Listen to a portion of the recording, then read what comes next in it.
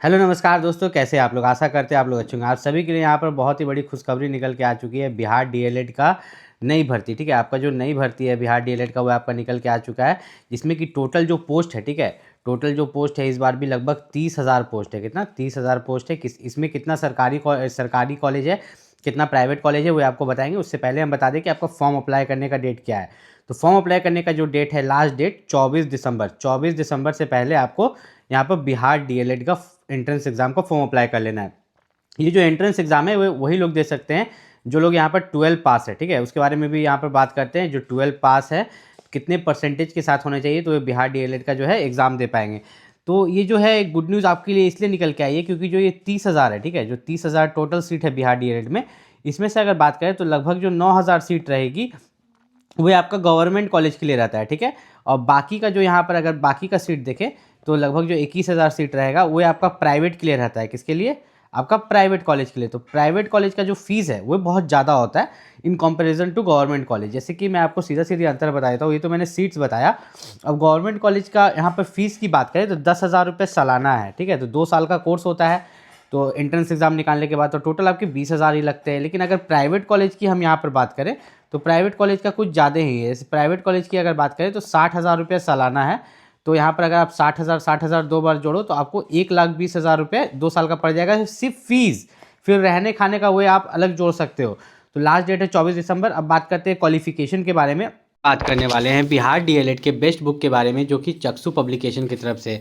ये जो बिहार डीएलएड का बुक है चक्षु पब्लिकेशन की तरफ से, इसमें आपका पूरा सिलेबस यहाँ पर कंप्लीट कर दिया जाएगा। जैसे कि आपका सामान्य हिंदी, गणित, विज्ञान, जनरल इंग्लिश। इस बुक में आपको मिलते हैं यहाँ पर 3,000 से भी ज़्यादा ऑब्जेक्टिव क्वेश्चन आपको देखने को मिलेंगे। 8 previous year solve question paper आपको देखने को मिलेगा। तो यहाँ पर अगर हम लोग नीचे में चले, ठीक है, तो इस बुक की खास बात अगर हम देखें तो देखिए यहाँ पर यह पूरा एग्जाम पैटर्न जो है, पूरा एग्जाम पैटर्न में जितने भी क्वेश्चंस आते हैं हिंदी से, मैथ से, साइंस से, सोशल साइंस से, जनरल इंग्लिश से, लॉजिकल रीजनिंग, तो पूरा तैयारी आप इसी एक बुक से कर सकते हैं। थोड़ा सा इसमें अगर नीचे चलेंगे तो इस बुक की सबसे खास बात मैं आपको दिखा देता हूँ, ठीक है। यहाँ पर जो आपका आंसर्स रहता है, ठीक है, चक्षु पब्लिकेशन का ये जो बुक है बिहार डीएलएड का, इसमें आंसर्स तो दिया हुआ है और साथ ही साथ डिटेल में आंसर दिया गया है कि 1 का बी क्यों होगा, ठीक है, और 8 का सी क्यों होगा। तो डिटेल में, तो आपको किसी टीचर की जरूरत नहीं है।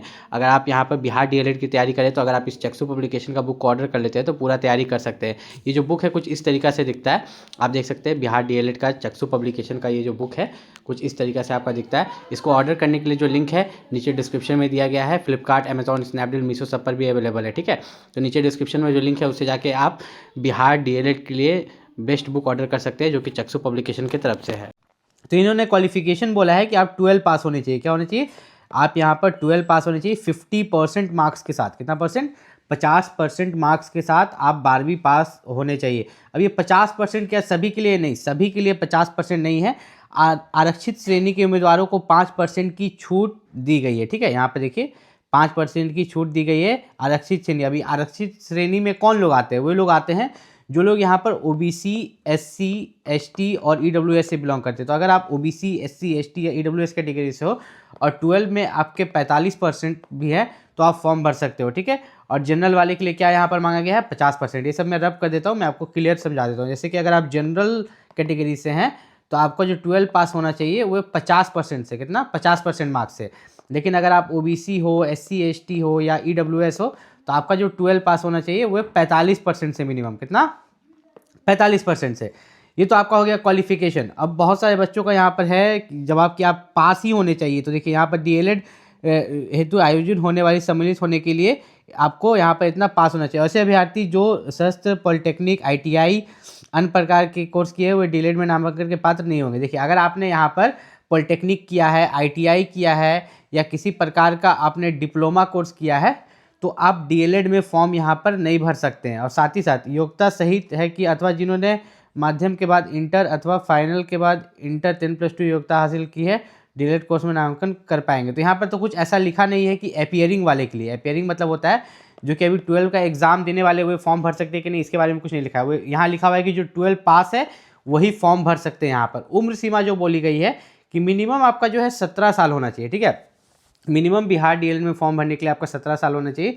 मैक्सिमम कितना भी यहाँ पर हो सकता है, कोई दिक्कत नहीं, मैक्सिमम कुछ नहीं दिया गया है। एडमिशन का प्रोसेस है कि ये जो बिहार डीएलएड का एंट्रेंस एग्जाम है, ठीक है, आप बिहार डीएलएड का जो है एंट्रेंस एग्जाम यहाँ पर दीजिएगा। एंट्रेंस एग्जाम देने के बाद आपका जो है यहाँ पर कट ऑफ निकलेगा, ठीक है। कट ऑफ के बाद जो है आपका मेरिट लिस्ट निकलेगा। क्या निकलेगा? Merit list. उस मेरिट लिस्ट में अगर आप गवर्नमेंट कॉलेज में आते हैं तो आपको गवर्नमेंट कॉलेज मिल जाएगा, अगर आप प्राइवेट कॉलेज में आते हैं तो प्राइवेट कॉलेज मिल जाएगा। जैसे कि उसमें रैंक होता है, ठीक है, आपको जो रैंक मिलता है, तो मान लीजिए कि आपका रैंक 9000 के अंदर रहेगा, 9000 गवर्नमेंट सीट है तो आपको गवर्नमेंट कॉलेज मिल जाएगा। आपका रैंक 10,000 से ज़्यादा रहेगा, ठीक है, रैंक होता है एक, तो आपको वहाँ पर फिर प्राइवेट कॉलेज मिलेगा। आपको यहाँ पर काउंसलिंग के लिए चूज़ करना पड़ता है। जैसे कि आपका ये एग्ज़ाम दीजिएगा, बिहार डीएलएड का एंट्रेंस एग्ज़ाम अभी आप दीजिएगा। ये जो आपका एंट्रेंस एग्ज़ाम है, इसको देने के बाद, ठीक है, आपका रिजल्ट निकलेगा। मान लीजिए डीएलएड में आप पास हो गए, तो उसके बाद आपका काउंसलिंग होगा। आप काउंसलिंग का फॉर्म भरिएगा, जिसमें 500 रुपया लगता है। काउंसलिंग करने के बाद, ठीक है, काउंसलिंग करने के बाद आप 2 साल का कोर्स कीजिएगा, ठीक है, 2 साल का बिहार डीएलएड का कोर्स कीजिएगा। उसको अगर आप पास कर जाते हैं बिहार डीएलएड का कोर्स को, तो उसके बाद आप एक सीटीएट एग्ज़ाम होता है सेंट्रल लेवल के लिए, और एस्टेट होता है स्टेट लेवल के लिए। इसका फुल फॉर्म होता है सेंट्रल टीचर एलिजिबिलिटी टेस्ट, और एस्टेट का होता है स्टेट टीचर एलिजिबिलिटी टेस्ट। तो ये जो एग्ज़ाम्स है ये आप देंगे तो उसके बाद आप टीचर का फॉर्म भर सकते हैं, आप टीचर बन सकते हैं। और ये कब दे सकते हैं? जब आप डीएलएड के सेकंड ईयर में रहेंगे, तभी आप ये एग्ज़ाम्स को दे सकते हैं। अब यहाँ पर बात करें रिजर्व्ड कैटेगरी के लिए, तो अगर आप ओबीसी कैटेगरी से आते हो, एससी, एसटी या ईडब्ल्यूएस, तो एक चीज़ का खास ख्याल रखिएगा कि फॉर्म अप्लाई का जो भी लास्ट डेट होगा, तो लास्ट डेट से पहले आप अपना जाति और निवास रेडी रखिएगा, ठीक है। मतलब जाति और निवास आपका बना हुआ होना चाहिए फॉर्म अप्लाई का लास्ट डेट से पहले। ऐसा नहीं कि फॉर्म अपने अप्लाई कर दिया, बाद में आप अपना जाति और निवास बनवा रहे हैं, ऐसा आपको नहीं करना है। तो क्या जाति निवास सभी को लगेगा? नहीं, उनको यहाँ पर जो यहाँ पर जनरल कैटेगरी से है और बिहार के हैं, कौन? बिहार के निवासी हैं, तो उनको निवास प्रमाण पत्र लगेगा। लेकिन अगर आप बिहार से हैं और साथ ही साथ आप रिजर्व्ड कैटेगरी से हैं, जैसे कि ओबीसी, एससी, एसटी और ईडब्ल्यूएस, तो आपको जाति और निवास दोनों लगेगा यहाँ पर। उसके बाद अगर हम यहाँ पर बात करें, तो यहाँ पर इन्होंने दिया एंट्रेंस एग्ज़ाम। अब ये एंट्रेंस एग्ज़ाम ही सबसे ज़्यादा महत्वपूर्ण है। आप देखो कि यहाँ पर जो है टोटल 120 क्वेश्चन 120 मार्क्स का पूछा जाता है। और ये जो आपका यहाँ पर एग्ज़ाम होता है कंप्यूटर पर होता है, ठीक है। सबसे पहली बात CBT, computer based exam, computer पर आपको एग्जाम देना रहता है। ओएमआर सीट पर आपका एग्जाम होता नहीं है। टोटल 120 क्वेश्चन होते हैं, 120 मार्क्स का। आपको 2.5 घंटे का समय मिलता है। कितना घंटे का? 2.5 घंटा। अगर 2.5 घंटा को मिनट में कन्वर्ट करें तो 150 मिनट, मतलब 120 क्वेश्चन के लिए आपको 150 मिनट का समय मिलता है, जो कि काफ़ी ज़्यादा है। अब यहाँ पर कौन सब्जेक्ट का वेटेज ज़्यादा है?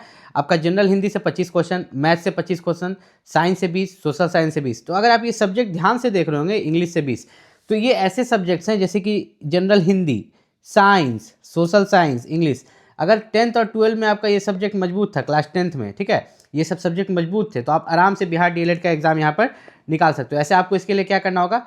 बिहार डीएलएड का ज़्यादा से ज़्यादा आपको प्रीवियस ईयर क्वेश्चन पेपर का सेट लगाना है। किसका? प्रीवियस ईयर क्वेश्चन पेपर का जितना सेट लगाइएगा उतना अच्छा से आप यहाँ पर बिहार डीएलएड के एग्जाम्स को निकाल सकते हैं। जो बुक मैंने दिया है, ठीक है, डिस्क्रिप्शन के लिंक में, उस बुक को जाके आप परचेस कर सकते हो, ठीक है। डिस्क्रिप्शन के लिंक में मैंने एक बुक दे दिया है आपका चक्षु पब्लिकेशन का, उस बुक को जाके परचेस करके आप अच्छे से पढ़ाई कर सकते हो। अब हम यहाँ पर अगर बात करें, तो यहाँ पर जो बिहार डीएलएड का जो एग्ज़ाम होता है, तो एग्ज़ाम में जो है कट ऑफ क्या जाता है, ठीक है। आपको क्या सोच के तैयारी करना है? जैसे अभी आप बिहार डीएलएड का फॉर्म भरिएगा, फॉर्म भरने का लास्ट डेट मैं बता देता हूँ। लास्ट डेट है आपका 24 दिसंबर, ठीक है। 24 दिसंबर से पहले आपको फॉर्म अप्लाई कर लेना है। फॉर्म डेट कभी कभी बढ़ता है, लास्ट डेट एक्सटेंड नहीं होगा तो दिक्कत होगा, तो आपको फॉर्म लास्ट डेट से पहले फॉर्म भर लेना है। अब मेनली अगर यहाँ पर बात करें कट ऑफ, तो देखिए, अगर आप गवर्नमेंट कॉलेज के लिए जाना चाहते हैं, ठीक है, अगर आप गवर्नमेंट कॉलेज के लिए जाना चाहते हैं, तो आपका जो 120 में से कट ऑफ जाता है, ठीक है, आपका जो 120 में से कट ऑफ जाता है कम से कम 90 से ज़्यादा लाइएगा तब आपको गवर्नमेंट कॉलेज मिलने का चांसेस है। लेकिन प्राइवेट के लिए अगर बात करें, ठीक है, प्राइवेट के लिए 120 में से आप यहाँ पर अगर 75 प्लस भी लाते हो तो आपको प्राइवेट मिल जाता है। ऐसा भी होता है कि मान लो कि पहला राउंड का काउंसलिंग होता है, दूसरा राउंड का, तो अगर आपके कम नंबर है तो दूसरा राउंड के काउंसलिंग में आपका नाम आ सकता है, या थर्ड राउंड के काउंसलिंग में।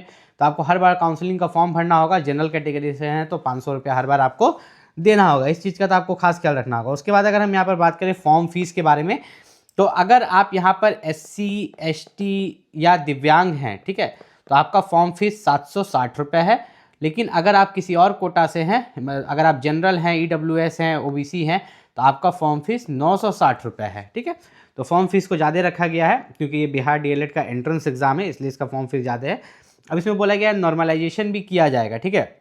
आपका जो अलग अलग शिफ्ट में एग्जाम होगा, ईजी और हार्ड शिफ्ट में एग्जाम होता है। अब ये ईजी और हार्ड शिफ्ट में क्या होता है? देखिए, बिहार डीएलएड का जब एग्जाम चलता है ना, तो लगभग 1 महीना चलता है। कितना? 1 महीना।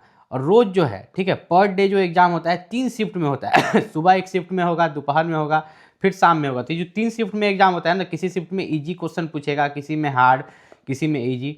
तो जिसमें ईजी क्वेश्चन पूछ देता है ना, तो उस शिफ्ट में थोड़ा 5 नंबर आपको बढ़ा के देता है, ठीक है। और हार्ड शिफ्ट में आपको 2-3 नंबर बढ़ा के देगा। अब ये डिपेंड कैसे करते हैं कि आपका 5 नंबर बढ़ेगा कि 2 नंबर बढ़ेगा कि 3 नंबर। वो लोग एक्यूरेसी भी देखता है। मैंने एक चीज़ देखा है हर एग्जाम में जिसमें भी नॉर्मलाइजेशन होता है, वो लोग एक्यूरेसी भी चेक करते हैं कि अरे 120 में से, भले नेगेटिव मार्किंग नहीं है, ठीक है, बिहार डीएलएड में आपका नेगेटिव मार्किंग नहीं है, लेकिन वो लोग एक चीज़ देखेगा, 120 में से बच्चा 120 बनाया, सही किया 70 को, तो वो देखेगा एक्यूरेसी नहीं है अच्छा, 120 में से यहाँ पर 17 को उसका सही हुआ, मतलब उसका गलत के को हो गया, इधर 30, 40, 50 को तो गलत कर दिया, ठीक है। भले उसका नेगेटिव मार्किंग नहीं कटेगा, लेकिन वो देखेगा कि 50 को तो गलत कर दिया। अब कोई बच्चा 120 में से 80 बनाएगा और 80 का 80 सही हो जाएगा, अच्छा इसका एक्यूरेसी अच्छा है, नॉर्मलाइजेशन में इसको 20 नंबर दे दो, देखिए 100 पर पहुँच गया। तो नॉर्मलाइजेशन में मैक्सिमम आपको जो मिल सकता है वो 20 मार्क्स तक है, उससे ज़्यादा आपको यहाँ पर नहीं मिल सकता। लेकिन लगभग सभी बच्चों को या तो 10 मार्क्स मिलता है या 5 मार्क्स मिलता है बढ़ा के, ठीक है, नॉर्मलाइजेशन के तहत। तो अगर आप भी बिहार डीएलएड का फॉर्म भरने वाले हैं, ठीक है, बिहार डीएलएड का आप भी एंट्रेंस एग्जाम देने वाले हैं, तो इस चैनल को जरूर सब्सक्राइब कर लीजिएगा। आपको जो है लेटेस्ट अपडेट मिलते रहेगा आपको बिहार डीएलएड के बारे में। और कुछ डॉक्यूमेंट जो है आपको रेडी रखना है यहाँ पर, 10th का मार्कशीट फॉर्म अप्लाई करते समय, ठीक है, आपका इंटर का मार्कशीट। अब इंटर का मार्कशीट मांगा है, तो इंटर का मार्कशीट मांगा है, इसका मतलब कि जो लोग अपियरिंग है वो अप्लाई नहीं कर सकते, आप 12 पास होने चाहिए। अगर आप रिजर्व्ड कैटेगरी से हैं, जैसे SC ST OBC, ठीक है, अगर रिजर्व्ड कैटेगरी से हैं, जैसे OBC से हो, SC से हो, ST से हो, या EBC से हो, EWS से हो, तो आपको अपना जाति प्रमाण पत्र भी देना है। साथ ही साथ आपको जो है यहाँ पर अपना निवास प्रमाण पत्र देना है। अगर आप बिहार से हो, अदर स्टेट से अप्लाई करो तो ये निवास प्रमाण पत्र देने की जरूरत नहीं है। और इससे रिलेटेड जो भी न्यूज़ होगा बिहार डीएलएड से रिलेटेड, मेरे चैनल पर आपको देखने को मिल जाएगा। कोई भी दिक्कत है आप नीचे कमेंट करके पूछ सकते हो। मिलता है